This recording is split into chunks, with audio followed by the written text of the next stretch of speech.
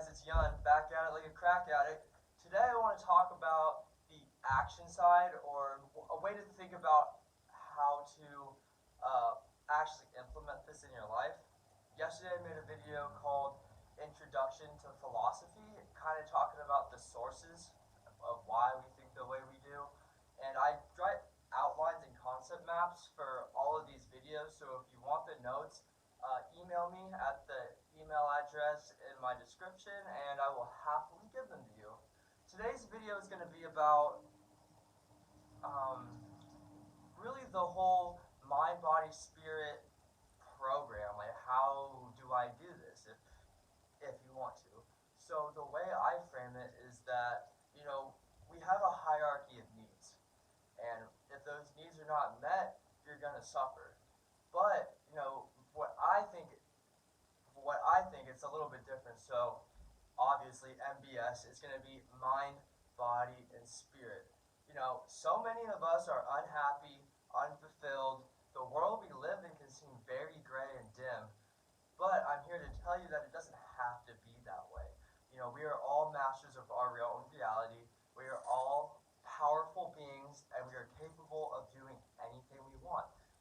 The first step in achieving this, though, is believing in yourself. And if no one's told you this in a while, I believe in you. I really do. I don't even know you, I believe in you. But because when you believe in somebody else, it makes it a little bit easier to believe in yourself. Just like when I make these videos, I hope it reaches a wide audience, but I do it because it makes me feel good to help people. Helping people, for me, it's selfish. It's because it makes me feel like a good person, not so much about the person that I'm helping. That's probably the best way to be selfish, but that's a whole another topic. So, mind, body, spirit. 3 key components.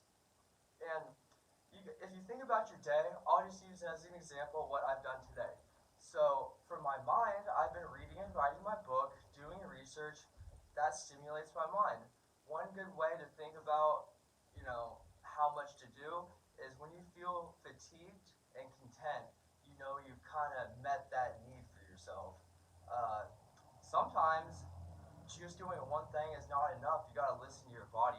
So I myself require a lot of mental stimulation all day long, or else I get bored.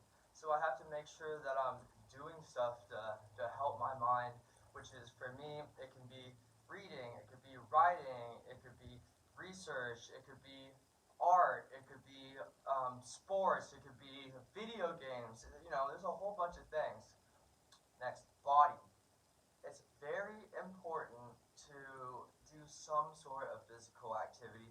Even if you work a desk job and you don't have a lot of time, you can find 10-15 minutes to do some yoga.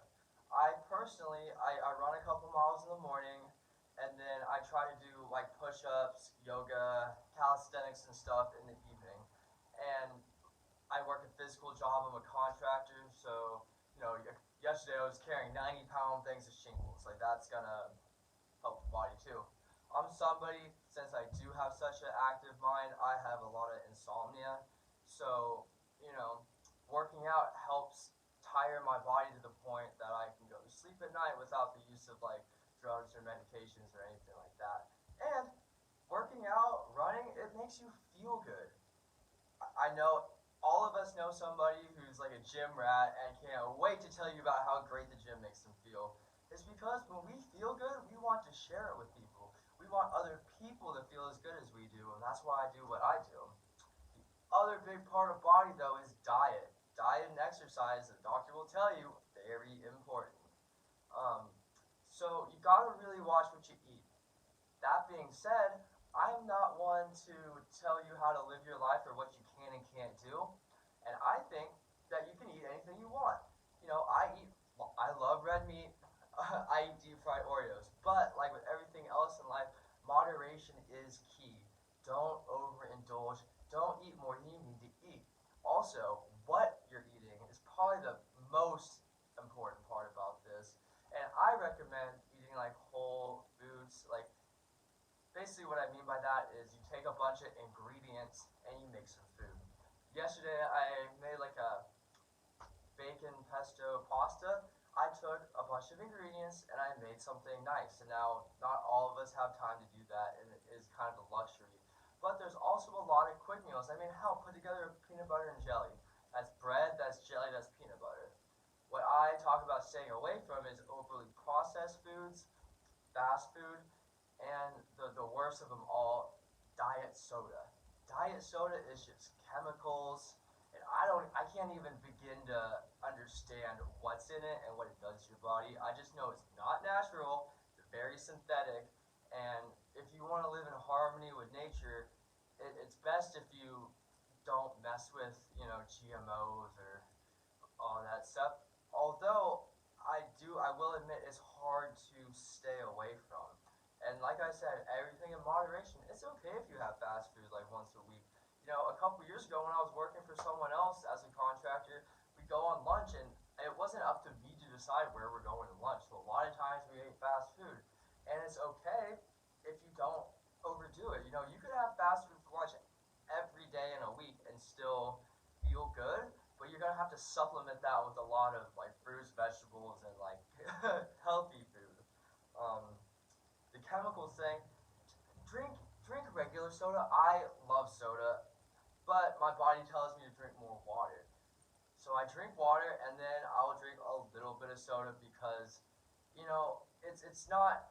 I'm a big believer in harm reduction. Even when I was still an addict, I did harm reduction work, and it's about, don't take something away from somebody that they really like. Just tell them to moderate. Just do a little bit less. What is a way to reduce the harm you're doing to your body? And for me, the sugar is not as bad as the weird aspartame and chemicals that are in like a diet soda. But to each its own. Anyways, S, spirit. This is a big one that a lot of people turn away from because, religion has left a bad taste in a lot of people's mouth, and I get that. I went to Catholic school for 8 years, and I was so cynical by the end of it. But what a lot of people don't understand or realize is that spirituality doesn't have to be one religion. I'm a very spiritual person, but I don't believe in any one religion over the other. I think they're all kind of talking about the same thing, and spiritual experiences are universal. Now, that's not to say that meditating is the only thing that you can do to fulfill your spiritual needs. No, the connections that we make with people, that's a spiritual thing. And now I'm not talking about talking to your neighbor about how the weather is. I'm talking about like intimate, deep conversations where you're connecting with somebody on a level that's way deeper than the surface. And you'll feel that part of you that feels fulfillment from that feels joy to this. And this whole thing, you don't have to do this. I'm just letting you guys know from somebody who was depressed for years and years and years how I've managed to turn that voice inside of my head that tells me I'm not good enough into a voice that tells me that I believe in myself. And that's been a transformational change for me. Now, the things that we do in our day, they can hit more than one category. Like when I do yoga, that's body and that spirit, and it's kind of mind too, because I'm thinking about what I'm doing. Mindfulness is kind of all three. Staying in the moment has so many benefits. We as humans have a tendency to either live in the past or stress about the future. And guess what that produces? Anxiety. One big thing about stoicism is kind of like, why care? It's true. It's like, why stress out about these things that we have no control over? And now the MBS method is, I use it even for my dog. So let's say Iris, for example. I have to make sure I'm filling her needs. So that's more than food and water. I got her from a dairy farm. She's a border collie. I need to make sure I'm running her, meeting her body needs, giving her exercise, and then teaching her tricks. She's a working dog. She needs a job to do. So she's very trained. We work on tricks. I give her puzzles. That stimulates her mind. And in spirit, I gotta let her know that she's loved. I gotta make that connection with her, that she knows that she's taken care of, and that I think meets her spiritual needs. And I can tell so much that when I do those three things, I'm giving her exercise, I'm giving her mental stimulation, I'm giving her attention and love. She is so much happier than if I don't do anything for her that day except give her food and water. And so, basic guys, this stuff is simple. If it works for the dog, it it can work for you. And hit that follow, hit that like, and it's never goodbye, it's just